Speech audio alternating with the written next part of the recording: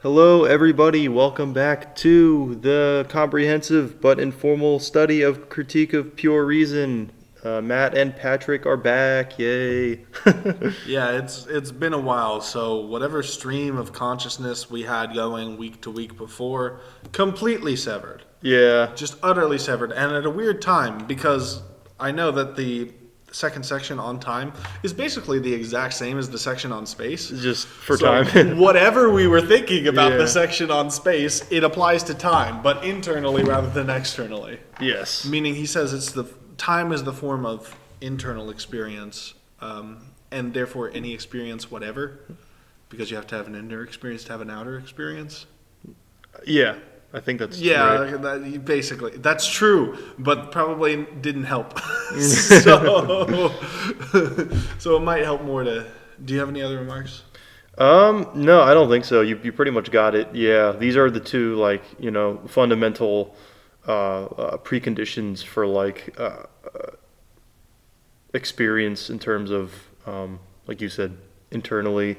And this is the last section of the transcendental aesthetic minus the, conclusions thing, which we'll get to next time, I believe. Because this is, I think, shorter than on space. So we're able to, we were just looking at this before, we can cover both things in this one session of on time. We'll just do the whole on time section today, and then we'll do the conclusions, and then we'll be on to the analytic after that, the transcendental analytic. We'll be done with the aesthetic, where we investigate, logic and I guess how experiences arise out of that from that perspective. But this is more just like regarding intuitions rather than, any logical structures, which is why it's called the aesthetic as opposed to, the transcendental analytic, which comes next. So, yeah, with that said, I think we can get going. I did have one other thing to say. The Oh, yeah. sections we're covering are the metaphysical exposition and the transcendental exposition of the concept of time. And that's weird to me, again, the metaphysical transcendental distinction. I mean, that's a big thing in Kant in general. But think about it.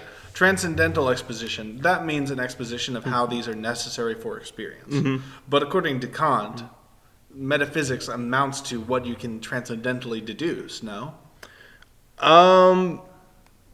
Up to its limit, I guess. Right. Which we'll So get if to later. The limit of metaphysics is what you can deduce from the necessary conditions for experience. Well, What exactly is the difference between a metaphysical and a transcendental exposition? Yeah, so there are some interpretations of Kant, at least from what I know, that do draw that distinction of that, and he thinks for example, I guess the only thing you could say is noumenon, that's its own metaphysics, that the really only metaphysics you can do about it is claimed, I do not know anything about noumenon, but for Kant, that's still metaphysics. That's not really doing with experience. That's kind of a separate. So there is that slight distinction, although not all Kant scholars agree on that. Some do think that, these basically are the same thing as you're suggesting. So yeah, I see that. Yeah, let's do it.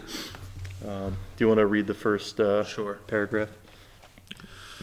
Time is not an empirical concept that is somehow drawn from an experience. For simultaneity or succession would not themselves come into perception if the representation of time did not ground them a priori.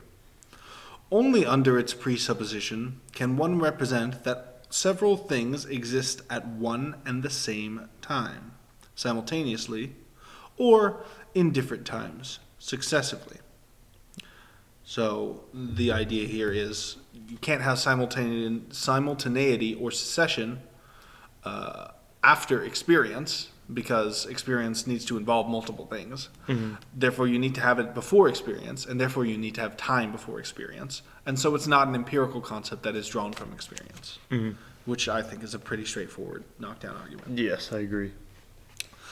Time is a necessary representation that grounds all intuitions.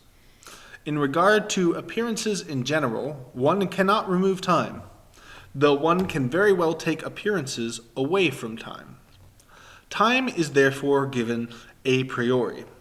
In it alone is all actuality of appearances possible. The latter could all disappear, but time itself, as the universal condition of their possibility, cannot be removed. So in my opinion, much of that paragraph was redundant, just Yeah. what follows from it. But one I would have some controversiality to, again. Kant says you can remove everything from pure abstraction, space to pick up the thread again. He also says you are able to abstract away, but you cannot abstract away time itself. I would ask, in what sense can you abstract away from these things? Conceptually, it seems like you could abstract from time and space. But in terms of having an actual intuition, I don't think you can abstract away from things happening in time and also have time in your imagination. So, but we've already covered that with space. It's the exact same thing. Similar, yeah, it's the exact same structure. Question is, in what sense can you actually abstract away from all the things in space? Same question. In what sense can you actually abstract away from all the things in time? It's not obvious to me that I could just imagine a time with nothing happening in it. Yeah, this is... Or if I could not imagine it, and I can conceive it, which I admit, but I also can conceive things without time, then what exactly is he saying? Well, that's Kant would take issue with your second He's saying that point. I could conceive things without time? No, he's saying you cannot. He's saying you can't conceive of a thing and not have time be involved. Because if it exists at the very least in the present. At least how I understand this argument. Well, that depends what you mean by conception. What are we conceiving? In experience, I could not conceive without time. I would admit that. But I also couldn't conceive of an experience with nothing but time and space. I agree with you. It wouldn't be an experience because, I mean, where's the subject? What is it that the subject experiences? Time. What is the experience of time and space like? Nothing. It doesn't seem to make sense to me that. So, imagination and conception are two different things, right? You can imagine something if you're able to actually create or recreate that sort of experience in your head to some extent. But you can conceive of things that you couldn't imagine. For instance, mathematicians work with infinite numbers. Impossible to imagine. More than that, they could work with Googleplexes. You can't imagine a Googleplex of anything. It's impossible for a human mind. But it seems to me pretty clear that I could conceive of things without time and space, and I couldn't imagine things with time and space but nothing else. So where's the special place where I can abstract away from everything but time and space? It's not in concepts and it's not in imagination. To me, it seems like it's not in either, anyway. So I wonder what he's getting at. Do you have an example of something you could, of that second thing you said where you can abstract away from time and space but still have a thing? Yeah. Well, certainly, to abstract away from space, you just need a number. Right? 2 + 2 = 4. There's no space at all involved in that. Yeah. Now, Kant says Kant would probably say that time is there, involved, right? Yeah. But he made this point about space earlier. So if we wanted to abstract away from time and space, Kant admits that we can have the idea of God. We just can't verify it one way or the other. In fact, he says that reason is inevitably drawn to the idea of God. But God is, of course, outside of time and space for Kant and for most classical theologians. Yeah, that's who he's responding to. Yeah, the classical theists. So if he admits that we can conceive of God, or maybe even just an abstract logical law, right? Maybe even the law of identity as a logical concept. Does that necessarily imply time or space? Yeah, I would not agree that it does. Exactly. So those are concepts that I have that don't involve time and space. God, potentially, the law of identity. Yeah, or really any logical, Right. All of these things don't necessarily seem to involve time and space. Which is funny because the next section is all about those things that I guess are abstracted from. Alternatively, in the mind, we could have imaginations, but it doesn't seem like we can have an imagination that is just time and space with nothing else. Yeah. So where's this magic middle place where we can have time and space and nothing else? Where we need time and space, but we can get rid of anything else. Yeah, I agree. That is troubling. So with that in mind, moving on, point 3 under the metaphysical exposition of time. This a priori necessity also grounds the possibility of apodictic principles of relations of time or axioms of time in general. It has only one dimension. Different times are not simultaneous, but successive, just as different spaces are not successive, but simultaneous. These principles could not be drawn from experience, for this would yield neither strict universality nor apodictic certainty. We would only be able to say, this is what common perception teaches, but not. This is how matters must stand. These principles are valid as rules under which alone experiences are possible at all, and instruct us prior to them, not through it. I don't think he's saying very much here that he hasn't already said. That it's kind of just, we don't get it. Redundancies. Yeah, we don't get it from experience. But there's a different rule, right? He's invoking a different reason, right? So the first reason he invokes is the idea that we presuppose time in any experience that we have. The second mark that he's already established that one mark of a intuition or concept which is not empirical is its universality. So he's given a second reason by saying, also, it's universal. Yes. Right? Strict universality and apodictic certainty. It has universality and necessity. Right? So therefore it meets the previously established... Oh, that for things not coming from experience. Yes, exactly. Okay. The previously established criterion for things being pure rather than empirical. So he's kind of just drawing that out more clearly. Yes, exactly. He also adds that time has one dimension, that different times are not simultaneous but successive, and different spaces are successive but not simultaneous, which sounds like obvious, but I'm worried that it's actually so obvious that it's non-descriptive. Yeah. We call two different portions of space simultaneous simply because they are not time. And we call two different portions of time successive because they are not space. So I'm not sure that he's actually made a statement that tells us anything there. Maybe. Yeah. Or maybe he's conscious of this and is just trying to point out, which does sound like Kant, to how be honest. Use the words. Yeah. But if the intent here is to teach us something, I'm not sure that he does. Yeah, it's interesting. I wonder if this was controversial at the time, and he's just taking a stance, because I know there are philosophers that have disagreed, and at least later. I'm reading Schelling right now, and he thinks there's an eternal past. Past was never present. There can only be an idea of the past. I think that's sort of... It's kind of like presentism. So let's talk about time for Kant, right? Yeah. Time is transcendentally ideal, which he uses in the opposite way of the way he normally uses the word. Meaning, time doesn't exist as a thing in itself. Time is a component of our experience. Oh, right. So yes. We can't bring in this idea of eternal time. True, because it eternity would be a misnomer. Yeah. Right? Whatever you have as an eternal time, whatever is outside of the experience of time that you have, isn't what Kant calls time. Right. Even general relativity, this is my take. Some people are going to argue with it, but I think it's relatively clear. General relativity should not mess with Kantian time at all. Yes. Because Kantian time is simply talking about a different thing, what we experience. Physical time does not have to line up with Kantian time. Both could be true. Because physical time is a description of the causes of our experience of transcendental Kantian time. Yeah, the same thing was said with space. So Einsteinian space-time. We just keep doing the same. Yeah, I mean, they're the same. yeah. It's the same thing. So. Same thing. The difference is this internality and supposedly simultaneity and succession, but those might not be actually different at all. Yeah. So there's experientially a difference, of course, because I can travel both ways through space.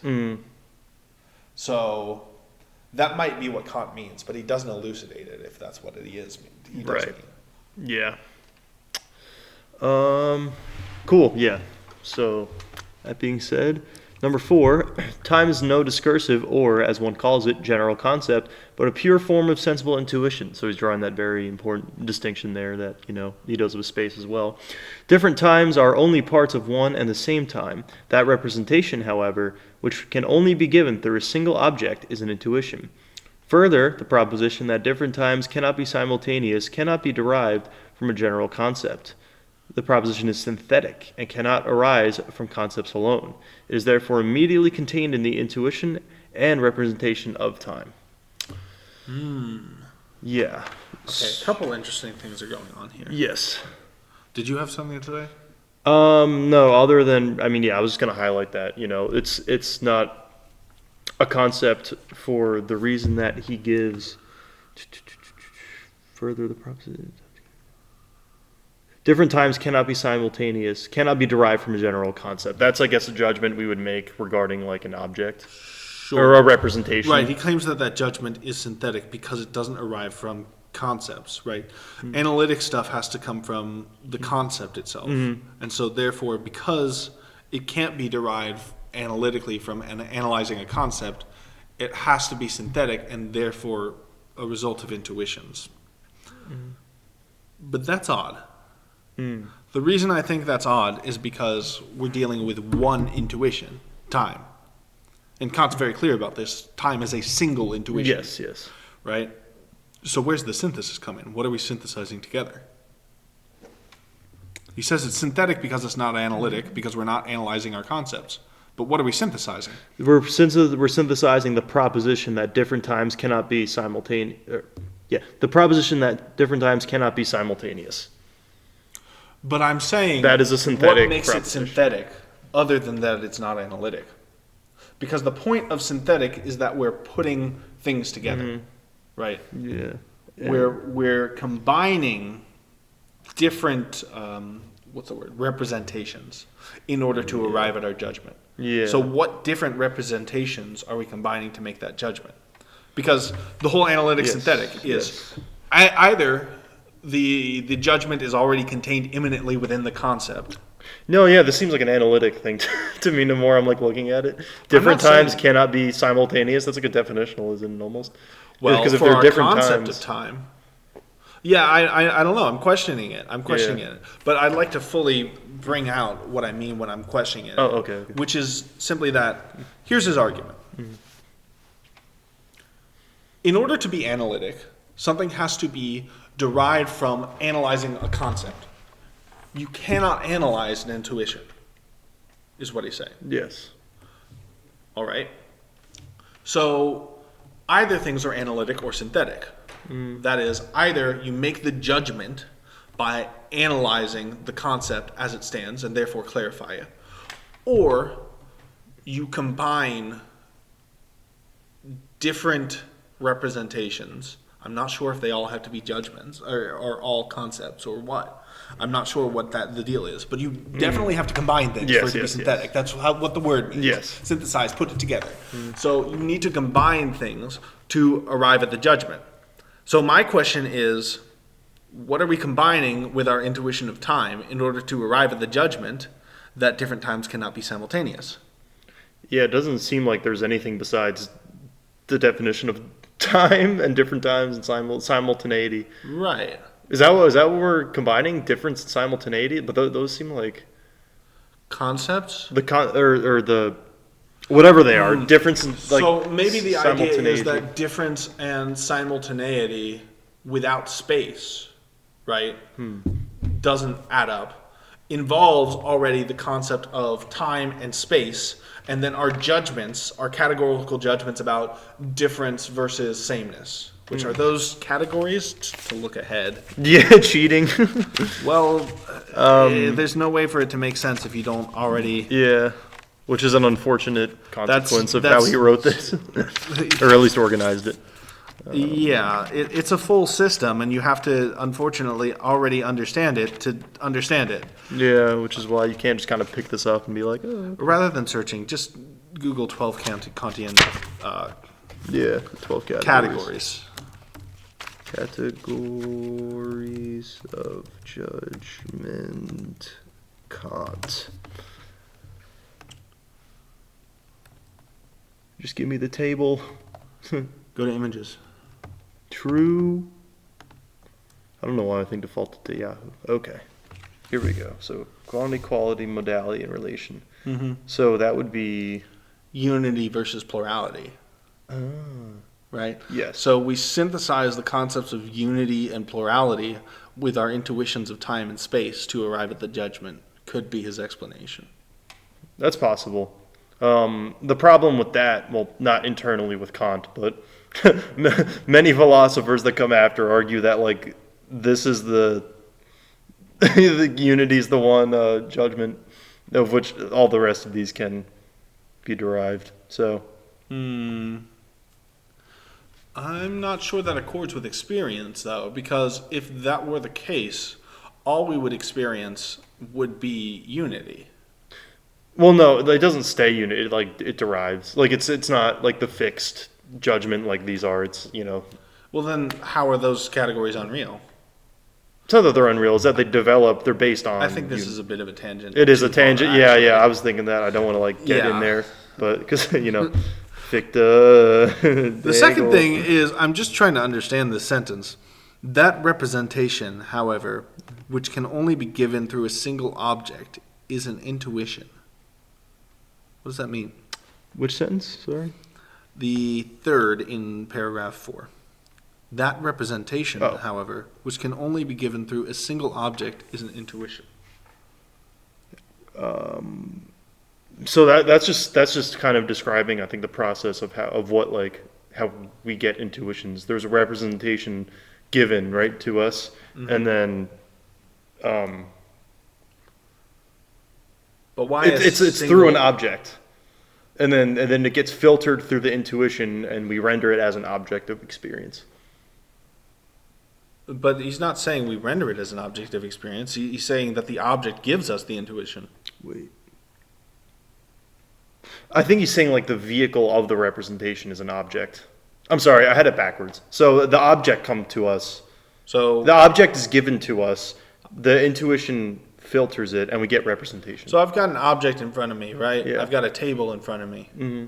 And then he says that whatever representation I get from that table, as long as it's just from the table, is an intuition.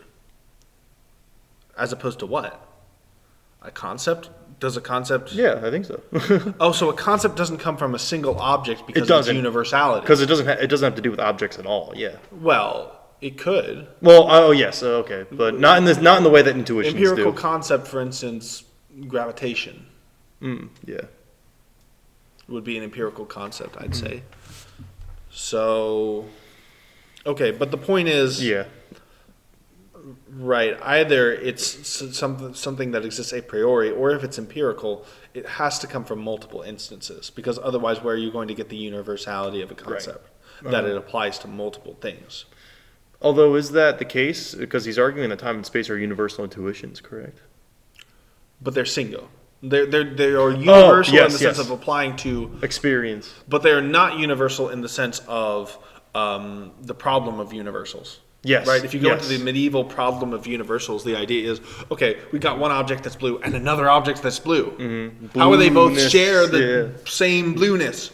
But that doesn't apply to time. Right. Because time is one and Is an single. instance, yeah. Right. Okay. But I the point understand. that Kant Okay. is saying is it applies to concepts, I think. Mm-hmm. Or he's saying that a concept is stretched out across multiple different objects, and it's sort of an abstraction that can apply to multiple objects. And so, okay, I think I understand that. Yes.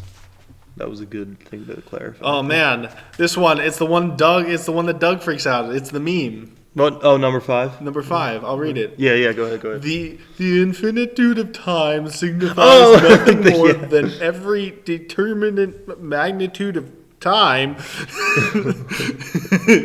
Skeeter can read this gobbledygook, so can I. Yeah. No, anyway.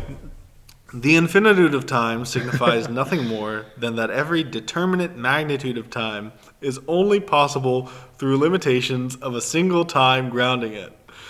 The original representation of time must therefore be given as unlimited.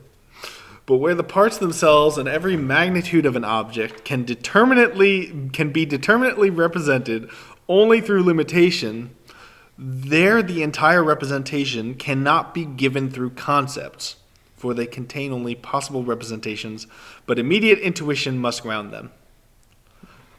I'm going to need to slow down to understand what just happened there. I mean, so one thing that I know he's trying to argue is that time is like without limit. It's infinite, like space.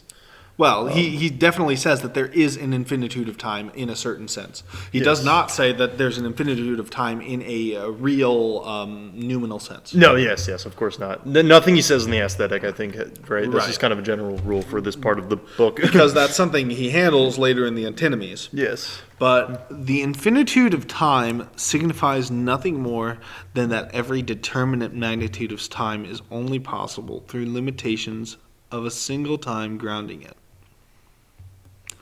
So he's saying that if I take a period of time, let's say today, February 16th, it's the 16th, right? Yes. Okay.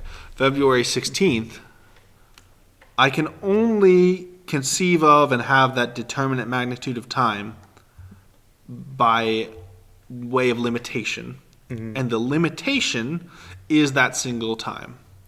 And so whatever determinate magnitude of time I have, no matter how large, that again is only possible because it's limited by a single time. And so that is what means that the time is infinite. Weird, oddly kind of a Spinozist take. But I was thinking this doesn't sound like something Kant would normally espouse, but well, he's not arguing that time is actually infinite. Yeah, that's true. Unfortunately, I believe that his work implies it. I think he doesn't fully work out the implications of this, but we can get to that later. Yeah, when we get to the more interesting sections. What I think are the more interesting sections. So, okay. Because this all sounds base and you realize it's it's just phenomena. No. Yes, time is infinite in phenomenally, but it's finite in reality, maybe. Yeah, sure, that makes sense. Sure, our experience is actually bigger and contains more than the thing itself, which is giving it to us. Yeah, sure, Kant, that's totally possible. Womp womp. Anyway, the original so bad. The original representation time must therefore be given as unlimited. Yes, of course. Yeah. You can't have a determinate time before having the indeterminate infinite time first. Yes. You can't have an instance without having the... Yes. Mm-hmm. But there are parts themselves... But where the parts themselves and every magnitude of an object can be determinately represented only through representation, there the entire representation cannot be given through concepts. Why not? For they contain only partial representations. I think you misread the thing. It's represented only through limitation, therefore. Yes, that's what I said. So, but where the parts themselves and every magnitude of an object can be determinately represented only through limitation, there the entire representation cannot be given through concepts. But why not? Don't we have an infinite concept of God according to what Kant later says? Or is that not a concept? Is a transcendental idea not a kind of concept? I don't think it is for Kant. But if it isn't a kind of concept, how do we... It's an error of reason, I think, for Kant.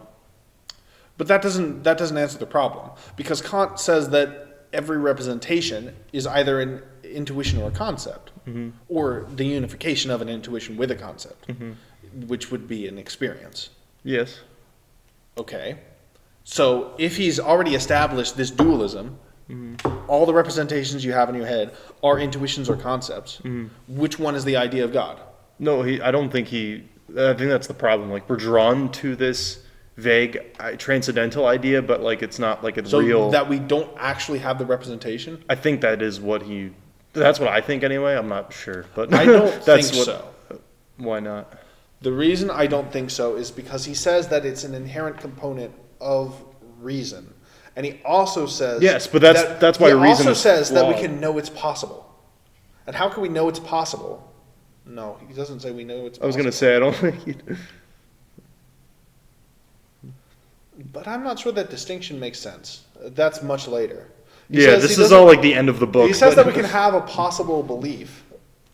He says that we can have a rational belief in God, but we can't know that it's possible. Yes, well, that's not even in this book. That's that's practical reason. No, it's not. It's in the book. This is in this book? It is in the book. Oh, I thought it's very late in the book. Oh, okay. It's more of a preamble to what he's going to do later. Yeah, practical reason.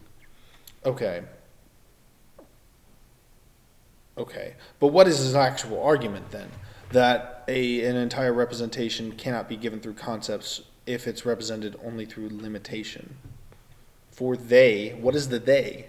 The concepts, right? The concepts only contain partial representations? When the representation is limited, yeah, right? So is this statement here, this one, in the brackets, for they contain only partial representations? Well, there's a footnote. Let's see. There is a footnote. It says, for there the partial representations proceed. But that's worse. Yeah, the fuck, yeah, what the fuck? That footnote. Well, maybe good for scholarship, I don't know, but not good for, like, base understanding, okay. Yeah.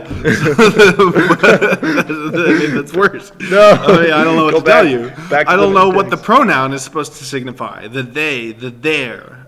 I think it's just the concepts. In general? Yeah. Any concept is only a partial representation? No. The concepts, I think the concepts that apply here, like for an experience of time, right?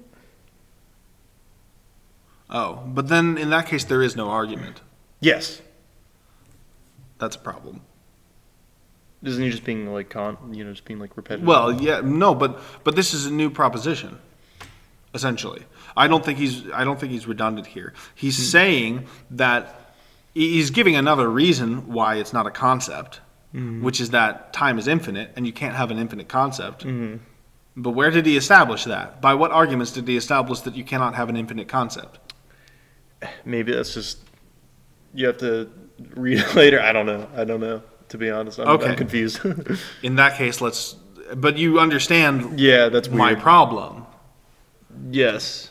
Okay, as long as you're not confused about what I'm asking, let's move on. Yeah, I can't answer you, to be honest. A lot of people can't answer me. I'm sure that this is one of the, this is, we say this is a problem for scholars. Isn't this kind of what Kant scholars do anyway? But then they actually do research. We're just bringing up the scholarly questions.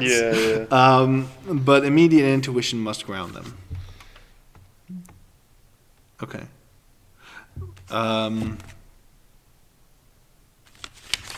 Would you like to read the last paragraph then? Yes. Sorry, I was just mulling over the sentence again in case I could squeeze anything else out of it, but we'll just move on for now. Okay. I can appeal to number 3, this one up here he's referring to, where, in order to be brief, I have placed that which is properly transcendental under the heading of the metaphysical exposition. Wait, so is he just saying I could have put number 3 in this section? Yes. Okay. All right, I just want to make sure. I don't understand what is properly metaphysical or transcendental here. I mean, that's a weird distinction to begin with, like we pointed out before we even started, so. You keep reading. Yeah, all right. Here I add further that the concept of alteration and, with it, the concept of motion as alteration of place is only possible through and in the representation of time. That, if this representation were not a priori inner intuition, then no concept, whatever it might be, could make comprehensible the possibility of an alteration, i.e. of a combination of contradictorily opposed predicates, that, for example, a thing is being in a place and the not being of the very same thing in the same place, in one and the same object. Only in time can both contradictorily oppose determinations of one thing being countered, namely successively.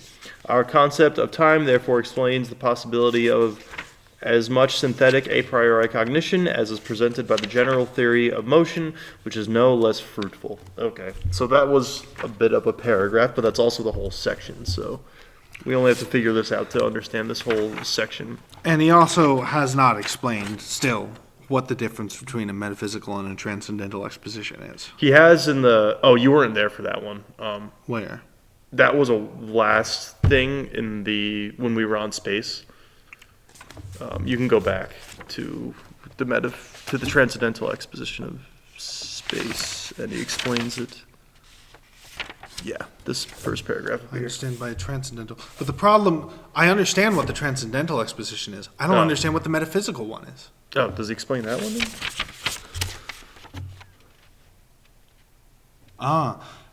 if the explanation is metaphysical when it contains that which exhibits the concept as given a priori. So it's more... And the transcendental is an explanation of a principle from which the insight of a possibility of other synthetic a priori cognitions can be gained. So I guess maybe the only difference is synthesis? Or like synthetic? Like maybe metaphysical could include analytic, whereas transcendental couldn't? I don't know. I think I understand. Oh, okay. I think the metaphysical exposition is that which explains that this concept is a priori. It's the logic that tells us, it's his arguments for telling us why this has to be an a priori and not an empirical intuition. Yes, and then the transcendental is explaining how it fits into experience. Transcendental, yes, basically yes. It gives us an explanation of, or why, at least why it is necessary. So he says, again, I'll repeat, I understand by a transcendental exposition the explanation of a concept as a principle from which insight into the possibility of other synthetic a priori cognitions can be gained. So it is basically how it fits into the scheme of our experience and how we are able to draw synthetic, basically these new cognitions from the already established a priori. Right. Whereas the metaphysical exposition is what is basically his arguments for why these can't be empirical. Right. Okay, cool. I don't think there's a symmetry there. This is the one problem I have there. Yeah. Because one of these expositions, quote unquote, one of these expositions is an argument that is basically polemical. He's arguing it has to be, what's the word? It has to be pure a priori because it cannot be empirical. The other section is, this is how it fits into the general theme of things. And they're both called expositions. So I think there's sort of an asymmetry there that makes it difficult to read. Yeah, I guess, which is good in that what he he means by explained it, at least. exposition. Yeah. But now I understand a bit better. Okay, cool. Okay. So did you want to fit that into... Yeah, well, now that I understand what he's trying to do... Okay. Why does number 3 fit into the transcendental exposition? Let's see. So number 3, the priority in general, simultaneous. Oh, I guess because it's talking about our like experience, right? Of time as successive, not simultaneous. Possibly. We not only use. Oh, these principles are valid as rules under which alone experiences are possible at all and instruct us prior to them, not through it. Right. So that seems like it could be what he means by transcendental. It seems like it could be either. Yeah. And he said it's properly transcendental under the heading of a metaphysical exposition. And it seems to me like it's a false dichotomy because those two things are not. Shit, dude. No, it's a false dichotomy because one of these are my arguments for why it's pure, not empirical, and the other one is this is how this fits into the general scheme of things. And it's a false dichotomy to say a proposition or a paragraph or anything has to be one or the other. Yeah, so Kant's like that's the autism of like organizing. Right. That's the problem with his. Well, it's not. He's not autistic enough about organizing it because if he's going to use the same word, he should be symmetrical about how he uses the word. Yeah, I'm not sure if that was like him doing that. So I've read that like a lot of his style of writing and organization might be just a result of like the common German scholarship at the time, which I mean I have no way to like verify that, and I really don't want to be honest. This is enough for me. So yeah, right, okay. So sure, I guess. So moving forward, here I add further the concept of alteration. So this is the gets concept of motion. It talks about motion. You can't have motion or alteration without time. Okay, obviously. Only possible through and in the representation of time. If that time, if this time were not a priori, then you couldn't have alteration or you couldn't have motion. Yeah, of course, obviously. So of course you have to have time. Motion without time would be contradictory. Right. Of course you can't because motion by nature is successive. That's already in the definition of yes. So yes, absolutely. So he's just adding, oh yeah, everything I said about experience, specifically motion alteration. Yeah. He's really just specifying, in my view. Yeah. A combination of contradictorily Appealing approached to predicates. the Newtonians at the time. Okay, moving forward. Only in time can both contradictorily opposed determinations of one thing be encountered, namely successively. Yeah. Well, This is yeah, further that's redundant. elaboration, No, yeah. that's not even elaboration. Yeah. That's just redundant. further Our concept of time therefore explains the possibility of as much synthetic a priori cognition as is presented by the general theory of motion, which is no less fruitful. I'm going to assume that's also redundant. Yeah, I feel like he thinks he's like tying it up with a nice little bow, and it's just like, yeah, okay, you said it a lot, sure, and I guess more clearly maybe here. If anything, I think the problem is he set up this symmetry between a metaphysical and a transcendental exposition, which doesn't exist, and therefore he felt like he needs to do a metaphysical and a transcendental exposition of both time and space, and he didn't. There's nothing actually to add in the transcendental exposition that wasn't already covered in the the metaphysical exposition. Because all he adds in principle, I guess, yeah, I think he just adds arguments and sometimes. Well, he doesn't really. All he really adds to this is that you need time for motion and alteration. But that's already implied when he says that you need time for experience. Yes. And that all succession takes place. Well, maybe not. I guess you could theorize of an experience that just doesn't fucking move at all. Or maybe not. I don't know. An experience without alteration. I mean, motion really is redundant here too. Motion is just a subcategory of alteration. Yes. No, you're right. Yes. Okay. Okay. And all experience is dependent on alteration. Well, that's what I'm just in theory. Like obviously wouldn't be- ours is, but I'm It just wouldn't be an trying. experience. It would be a static representative image. So that's not an experience for you, I don't think so. at least in the Kantian sense of mapping intuitions to concepts. No, I don't think it is an experience. I mean, one Okay. problem is it would violate Leibniz's law if we assume that time exists in said experience. Oh, because it always has to be moving. Yeah. Right. Okay. But the other part is, and then if we don't assume that time exists, then we would violate the principle that time of simultaneity, because in order for things to exist at all, if they're not successive, they're simultaneous. Mm-hmm. And so the static image you have is simultaneous with itself, which already implied that time exists. But if time exists, then there must be succession and Motion. simultaneous. Yeah. Okay. Yeah. Or motion of time, rather. So Okay. that wouldn't seem to be an experience, Okay. but rather That makes some sense. kind of image representation. Yeah, I was kind of forgetting some of the necessary characteristics of time. Right. Okay. Even as you imagine that, your mind has to move in order to imagine it. You have to change what you're thinking about it. Oh yeah, Like, for you have sure. to pay attention. So Yeah. yeah. Cool. So there you go. We've almost done the whole aesthetic. As I'm looking at the bigger picture, we just have the conclusion, which we'll get to next time.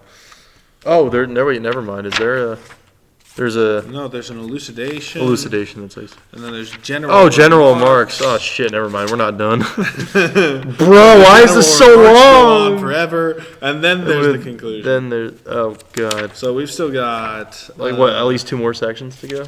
I think I saw like. well, we're not. No way. We're doing 3? the general remarks in one section. No. It's from 185 to 192. 7 whole pages in Kant. That's crazy. Yeah, that's like in wild. Kant, if we're dissecting every sentence here. Yeah. So seven pages of Kant. Well, all right. I guess stick around for a lot more aesthetic then. yeah, Darn, I thought probably we were. like thought we were done. 3 or 4 sessions of aesthetic. Yeah. All right. Well, let's get cracking on this then. We will be here next time for that. Unless there's anything else you want to say here at the end. This book is long. Yeah, it's long. It's longer than it needs to be. God, please let this be better than the analytic and make this worth it. We'll see. All right, we'll get there later. Thank you for joining us, and we'll see you next time for more aesthetic. Woo! All right, see you then. Bye-bye.